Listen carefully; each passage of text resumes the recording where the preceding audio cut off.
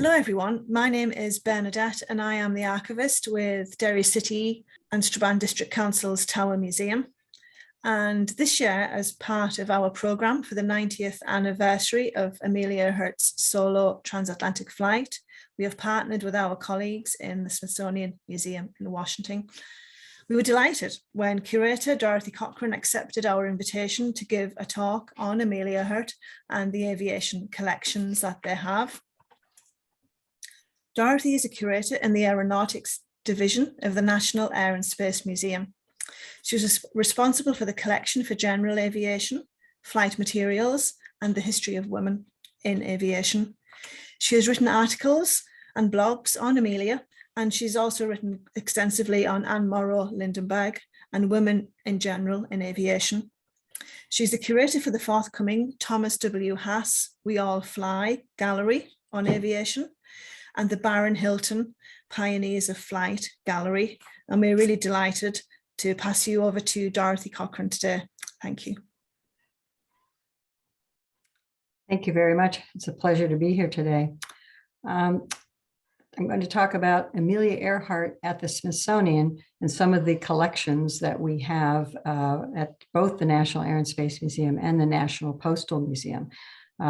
We don't have a lot of her private papers and archives and things, but we do have some of her major flight artifacts. And so I'm going to give a general overview about that. So I'll just start out basically May 2021 marks the 90th anniversary of Amelia Earhart's pioneering nonstop solo transatlantic flight from Harbour Grace, Newfoundland to Londonderry, Northern Ireland. Earhart's remarkable 1932 flight still stands today as a significant milestone in aviation history for American women. Earhart was a decorated pilot and a major celebrity, second only to Charles Lindbergh in terms of sheer notoriety. She was an impactful woman whose surprising construction of a 1930s aviation career remains an inspiration to 21st century women and men. To be sure, Amelia Earhart had courage and commitment to embark on a path that was different from the norm, a tug she felt all her life.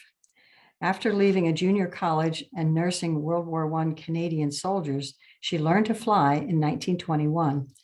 Characteristically, she felt secure enough to immediately buy a Kinner Airster airplane and set a feminine altitude record. Then she jumped at the chance of a lifetime. The offer to become the first woman to fly as a passenger across the Atlantic Ocean. She accepted the challenge, even though flying the Atlantic in 1928 was still risky. 40% of the 1927 attempts had failed. 25% proved fatal. By 1932, she still craved acceptance as a serious pilot. Therefore, flying this red Lockheed Vega 5B, she left Harbour Grace, Newfoundland in Canada and landed 15 hours later near Londonderry, Northern Ireland. The feat made Earhart an instant worldwide sensation and proved that she was a courageous and able pilot. Then on August 24, 25, she made the first solo nonstop flight by a woman across the United States from Los Angeles to Newark, New Jersey, establishing a women's record of 19 hours and 5 minutes and setting a women's distance record of 2,447 miles. Introduced in 1927, the Lockheed Vega was the first product of Alan Lockheed's Lockheed Aircraft Company and its designer Jack Northrop. And it sported a cantilevered or internally braced one-piece spruce wing and a spruce veneer monocoque fuselage, which is a molded shell without internal bracing, which increased overall strength and reduced weight. It had an engine cowling and wheel pants that reduced drag and provided streamlined style. Altogether, the Vega's clean, innovative design made it the aircraft of choice for record setters and racers, including Earhart, Wiley Post, who became the first person to solo around the world, Jimmy Mattern, and Jacqueline Cochran. In total, 131 Vegas were built. She bought this particular Vega, the NRS 7952 in 1930, and she ultimately owned 4 Vegas and leased 2. So she added, in order to make this flight, they added 3 types of compasses, a drift indicator, and a more powerful engine, which was installed in 1932. And then she, after the flight and after the transcontinental flight later in 1932, she sold it to the Franklin Institute, and the Smithsonian acquired it in 1966. So as you can see, it's an iconic piece that is part of our collection.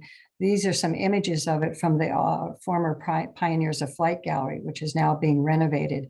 But the idea is that it's just such a marvelously gorgeous airplane, and was so powerful and so beloved by pilots of the era.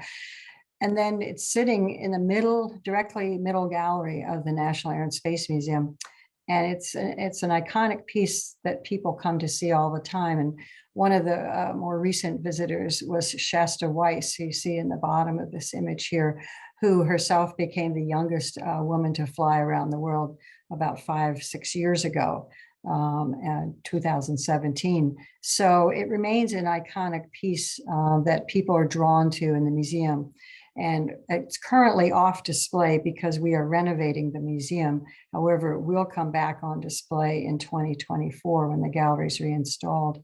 And the other thing about it is it's very evocative of the era with the streamlined design. And there was a great synergy between design of aircraft, other technological pieces, and then household items, art, the Art Deco era. You can see in the lower right some of the other more mundane household islands that also are sporting more of a streamlined design. So it's just a marvelous era for all these different types of flights, all these excitement about aviation, and then the beautiful design of the era and the people like Earhart who are involved in it. So her successful solo transatlantic flight with other women poised to do so, she did beat out a few, and as only the second person to do so, forever separated her from the few hundred female pilots. Still, she never abandoned them and served as a founding member and first president of the 99s Inc., the first women pilots organization. Highly motivated to build an aviation career, she pursued record setting, worked for associations and fledgling airline companies, made public appearances and advertisements, and she wrote articles, books, 2 books, including The Fun of It about the 1932 flight, and she gave thousands of lectures. I make a record and then I lecture on it. And that's how she earned her money. Earhart's aviation legacy is clear with her transatlantic Lockheed Vega and other mostly flight-related objects that are housed at the National Air and Space Museum. And there's also a marvelous philately collection at the National Postal Museum. So we move on then to some other objects in the collection, including this beautiful leather coat. This is, it was donated by a man named L.B. Miller, who was related to a secretary, follow me here, of George Putnam, who was Amelia Earhart's husband. This secretary, George gave the secretary 3 different coats she passed on to her relative, Mr. Miller, I believe it was her nephew. And then, so he had 3 coats, and he sent us a note one day and said, I have 3 coats given to him. And there's a handwritten note to the Smithsonian and saying, would the Smithsonian be interested in one?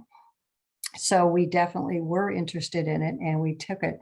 And you can see that it's just of that style. I have an image of a coat very similar, if not the same one, there in the center.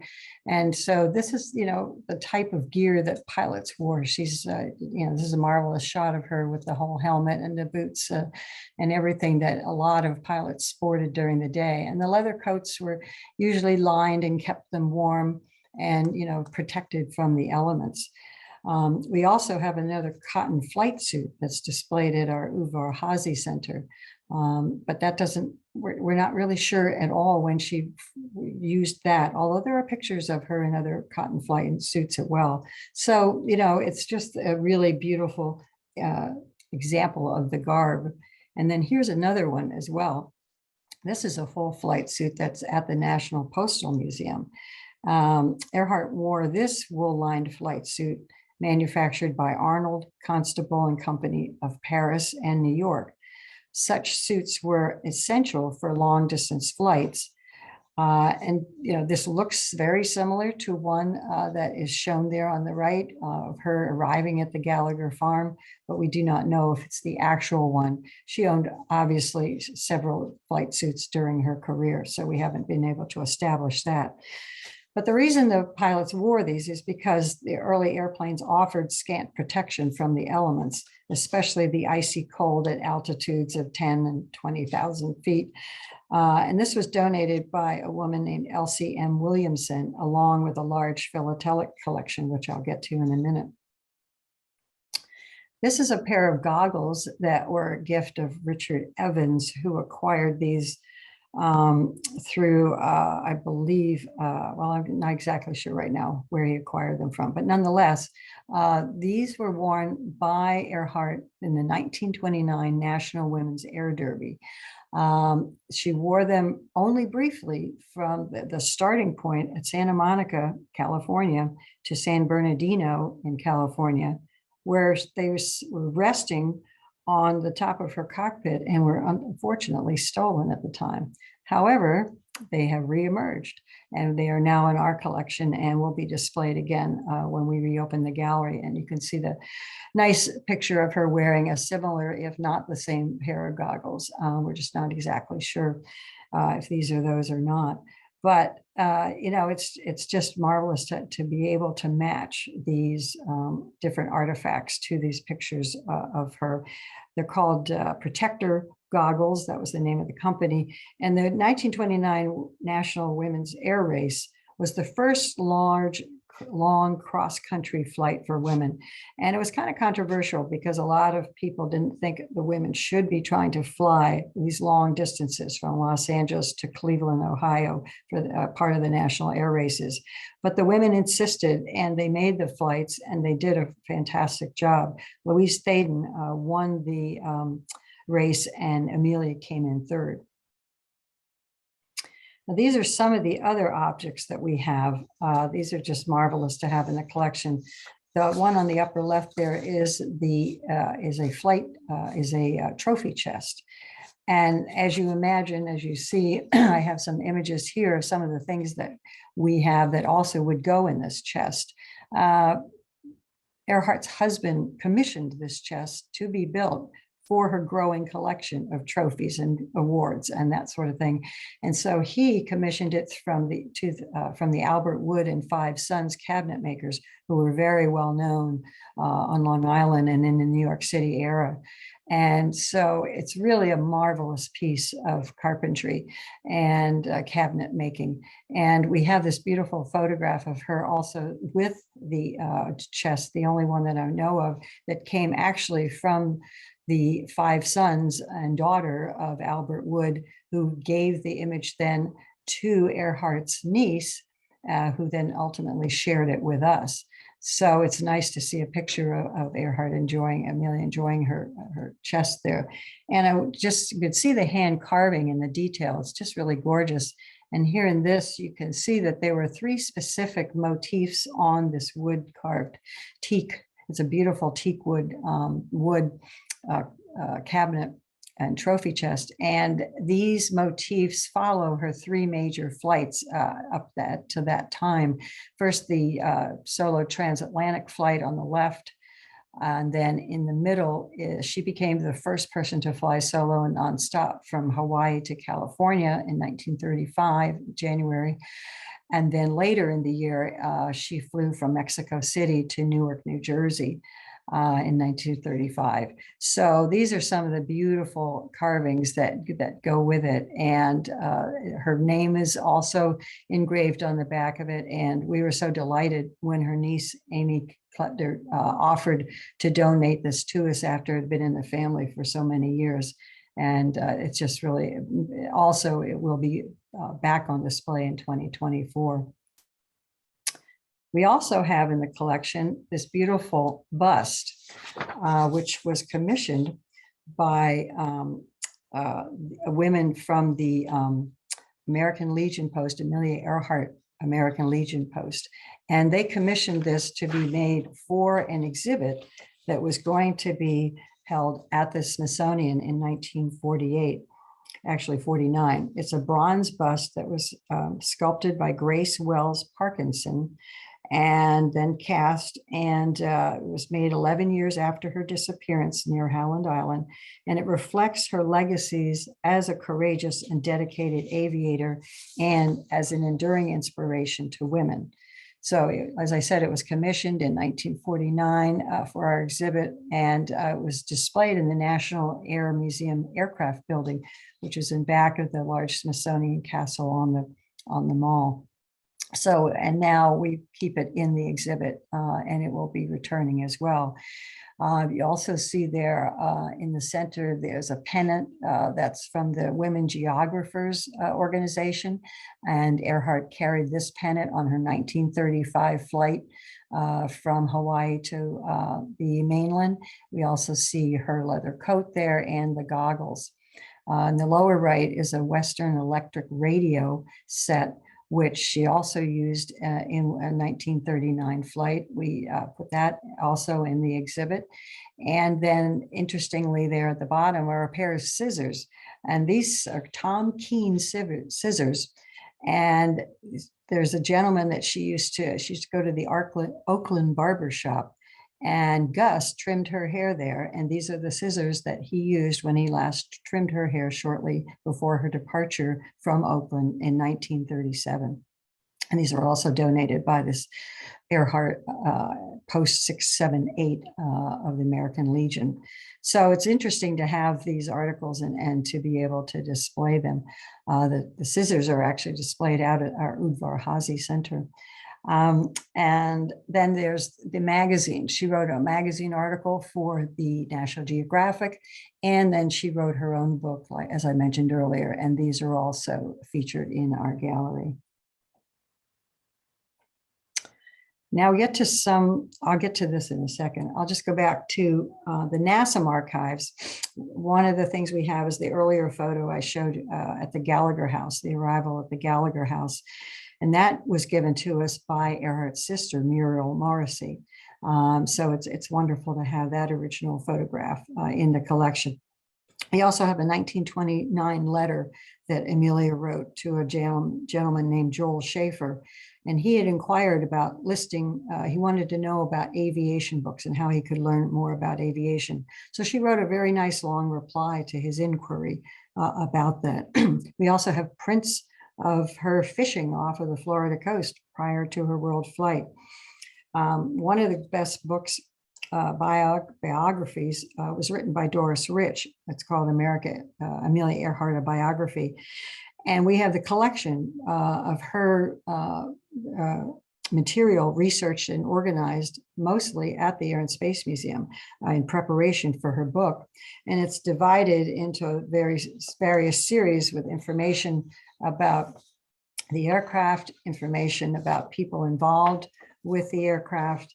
There's about a diary composed by Rich to show the whereabouts of Earhart. There's a fourth series about correspondence between Rich and other people following the flights and involved in the history. And there are photographs.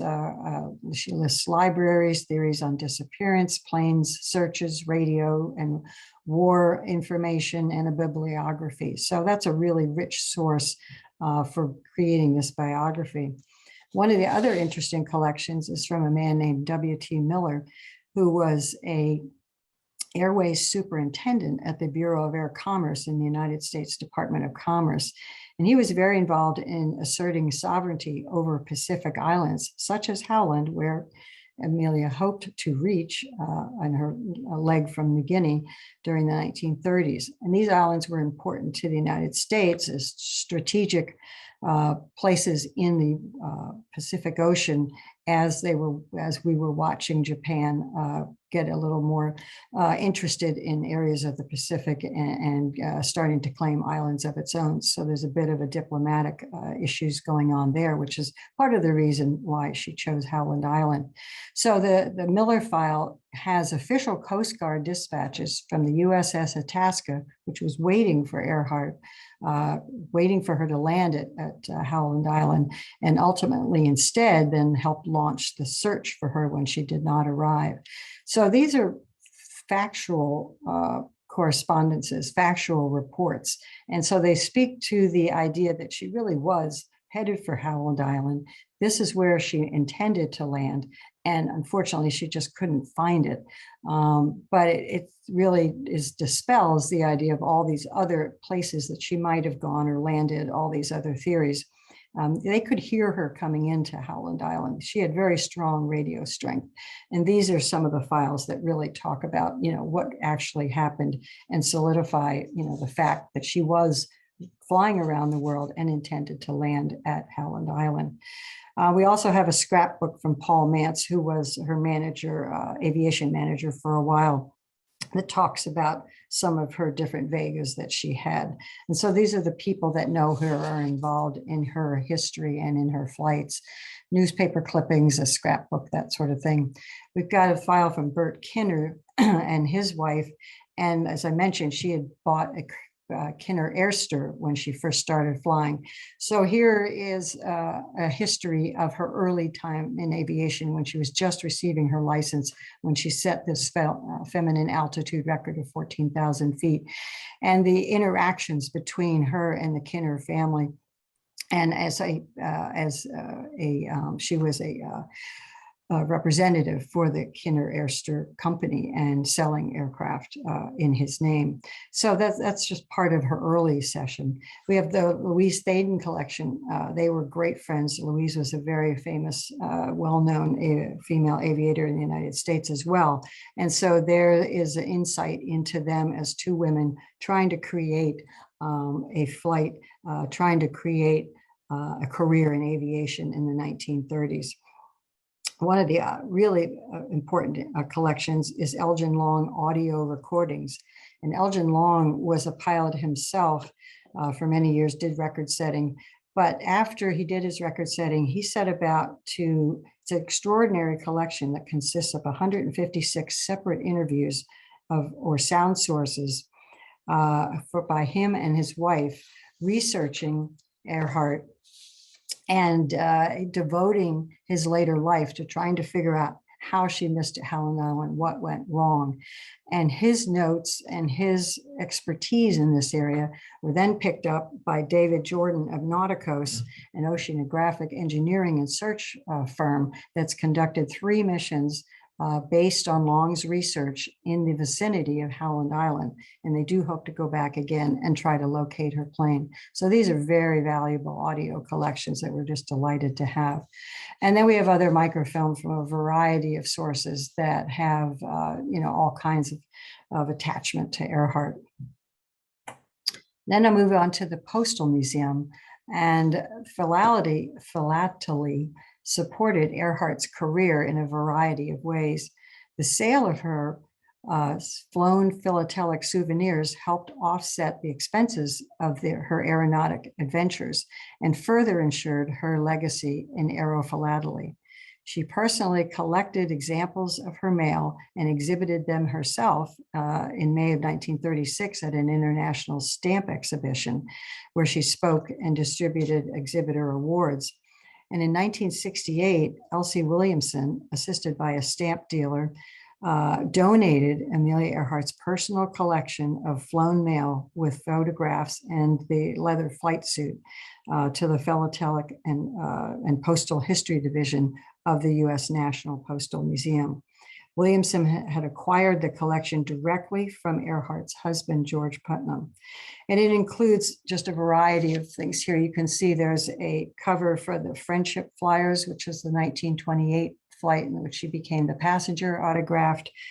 There's then on the right in 1935, a cover envelope stamped in Mexico and Newark with a Mexican stamp devoted to her with her name on it. And then in 1935, Mexico issued a special overprint stamp for this goodwill flight. And there were, she flew 35 pieces of these envelopes from Mexico to Newark.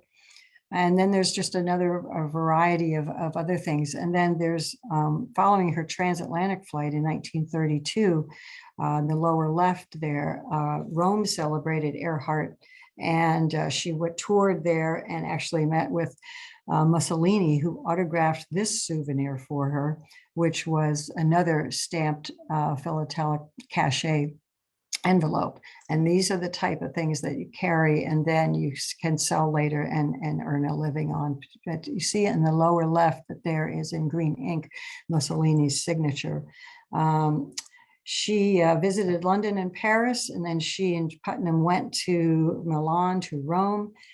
Premier Benito Mussolini was interested in promoting Italian air power as a symbol of his regime. So he feted Earhart with a reception and a bouquet of roses. They lunched and visited the American ambassador and had a private audience with Mussolini. And he listened to her tale of adventure and noted congratulations to her on this special cover. So that's pretty, very interesting collection that we have. And Earhart and Fred Noonan carried approximately 5,000 souvenir covers in the nose of their cargo compartment of the Electra airplane on her ill-fated 1937 around the world flight. The collectors had ordered and paid $5 each for these autographed cachet covers through the Gimbel's stamp galleries in advance of the flight.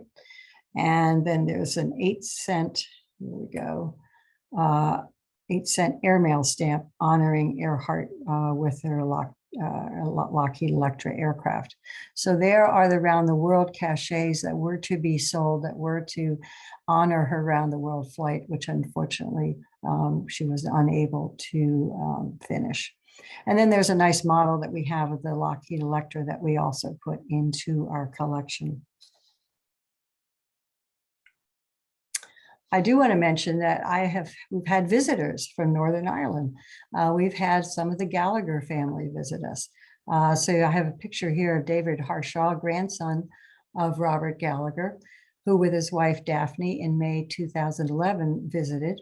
And they took their spot in front of the airplane, and we just had a marvelous time. They brought some photographs from the Gallagher family, and they were second, having earlier we had a visit the year before from Margaret Gallagher Lapsley, granddaughter of Robert Gallagher, who visited in July 2010 with her family. So we've welcomed family members, and we hope to welcome more when we reopen the gallery in 2024. Right now, the aircraft is visible in the Udvar Hazy Center in the restoration shop, but probably only for a few more weeks. We've been cleaning it, getting it prepared to eventually go back into the new gallery. So it's unfortunately it has to go into storage for a while as we are reconstructing the downtown museum. But again, it will be part of the Barron Hilton Pioneers of Flight Gallery, which will reopen in 2024. And there is a picture of what we say that I guess it's a design image there of what the new building will look like from the mall side of the museum.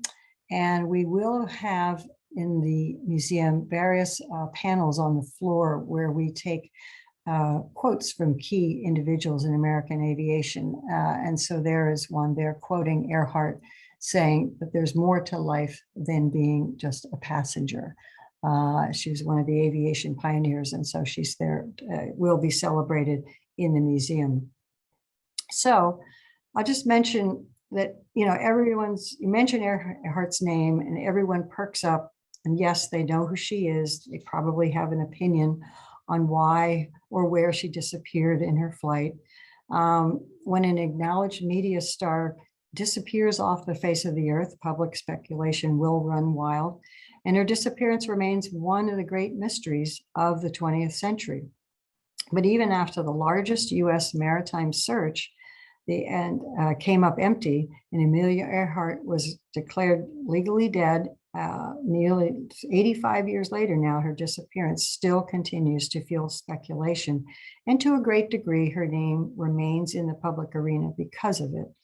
But of course, that's not the only reason that we remember her. No, she serves a much greater purpose. And flying was kind of the easy part for Earhart. She actually feared a loss of independence if she married her manager, George Putnam, more than any of her flights. Yet they were a proven team, and his public relations skill was responsible for her initial success. So she did marry him. She liked him, and she did marry him. Still, she demanded an escape clause if they did not find happiness after the first year. So she was a very modern woman in that there are very, very few women who had the wherewithal or the ability or even thought about trying to strike such a bargain in marriage as Earhart. And that really makes her stand out as what we kind of call her liberal feminism of the era. But together they launched a casual clothing line, a successful luggage line. She sat for spreads in Cosmopolitan magazine, where she also wrote a column. She posed for Edward Steichen photographs in Vanity Fair, and she was comfortable in pants and a leather flying jacket. And she projected an androgynous, what was that image I was looking for? Have to go back. Okay, I don't have it. She projected an androgynous image that was typical of some of the other sports women and actresses like Katharine Hepburn of the day. And she embraced the media. That was the main thing that she really did well, was embrace the media in print, radio, and newsreels. She was a private person, but she understood that the media was a key to her also being able to make a living. So Earhart empathized with the average woman's situation, always urging them to strive for personal achievement. She worked hard to gain and have the career that she had, and most women just didn't have those type of opportunities. She did achieve personal and economic success, which most women could not do just because of the social impacts of the era. But her deep commitment to women's equal rights, the National Women's Party, and the Women's League for Peace earned her the respect of First Lady Eleanor Roosevelt, possibly the only woman of the 1930s more popular than Earhart herself. Never a shrill feminist, she was a non-threatening advocate, counseling female Purdue engineering students despite disapproving male professors. Her broader influence is recognized in several ways.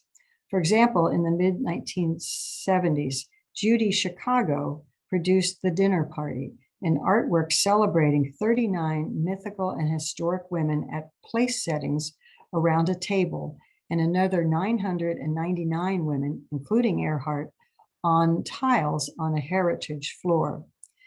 Then in 1993, Gap Clothing Company featured a photograph of her sporting khaki pants as one of 13 legendary writers, actors, and adventurers with style, and including Ernest Hemingway. In 1997, Steve Jobs debuted brilliant television and print ads designed to align Apple with the great minds, misfits, or rebels of the 20th century. And Earhart was one of approximately 30 portraits, including Albert Einstein, who presented with the then striped Apple logo and the words, "Think different." So, defying gender roles, Amelia Earhart built an unorthodox career in a man's world. She earned the United States Distinguished Flying Cross, was a compelling force for women's rights, and made celebrity work to her advantage. A complex combination of real and lasting impact. She is an iconic figure in American popular culture. Her disappearance remains one of the great mysteries of the 20th century, and all told, her flying career, liberal feminism, life, and death still matter. Thank you.